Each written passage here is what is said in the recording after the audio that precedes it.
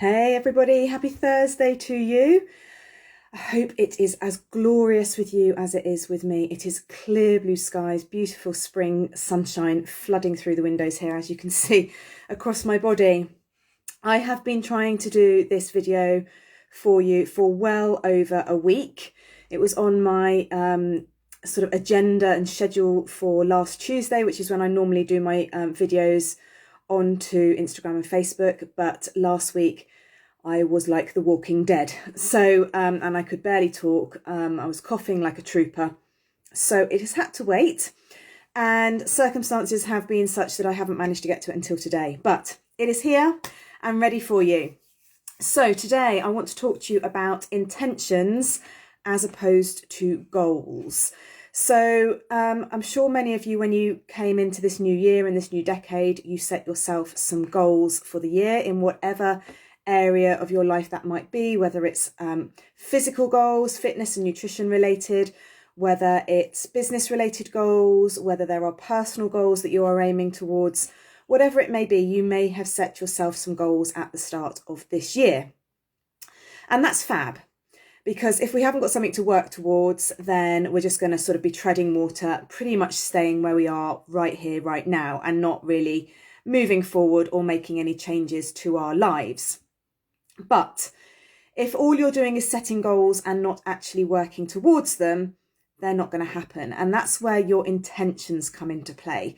So it's all well and good setting yourself goals, but you need to act on, you need to take action in order to get to those goals.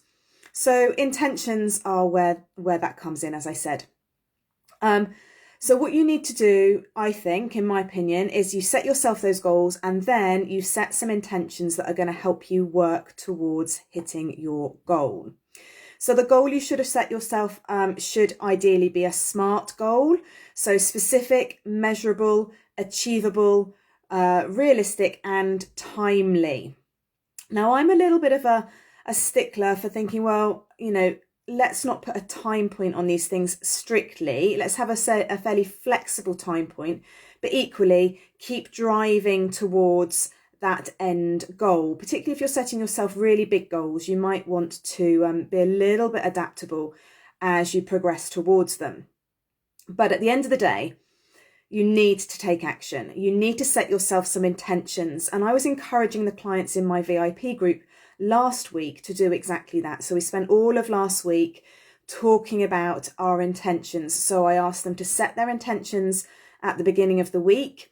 And then as we progressed through the week, I asked them to check in with themselves on a daily basis to see whether they were, or whether that day was in line with the intentions that they had set themselves. So they all had different intentions in mind. Some of them might have had the intention to do 3 workouts a week. Some of them may have had the intention to try and reduce their sugar intake. Some of them may have had the intention to increase their water intake. Some of them had the intention of getting more sleep, and so on and so forth. So they all had different intentions because they all have different goals. But nevertheless, we can check in with ourselves on a frequent basis just to assess whether we are actually acting on our intentions and therefore progressing towards our goals. What that then means is whether or not we hit that goal, we can at least be proud of ourselves for putting actions in place, for setting intentions with ourselves and ticking off those intentions as we go through our days, our weeks, our months. The intentions are sort of here and now, present things that we are working on. So they can be quite small, but they do need to be in line with the goals that we've set for ourselves. So let's say, for example, your goal is to lose a stone in weight in the next 6 months. Then what are you going to do that? You want to probably break that down into maybe monthly goals or weekly goals even, but probably monthly goals. And then on a day-to-day basis, what are you going to do to help you work towards hitting those monthly goals? And of course, with weight loss, we're talking about calories. But you can do that with any goal at all. So let's say you've set yourself a goal of running a marathon. Let's say you're running the London Marathon in April. Hopefully, you've already started your training regime And at the point that you signed up for it and you were given off or offered a place, you would have broken your goal down, you'll have a training schedule in place, and of course your intentions will be in line with your training schedule. So your intentions will be to do a fast-paced run, a slower long run, an interval training session, maybe some strength training, to do some cross training for your running, and also from a nutritional standpoint as well, you'll have some intentions there too.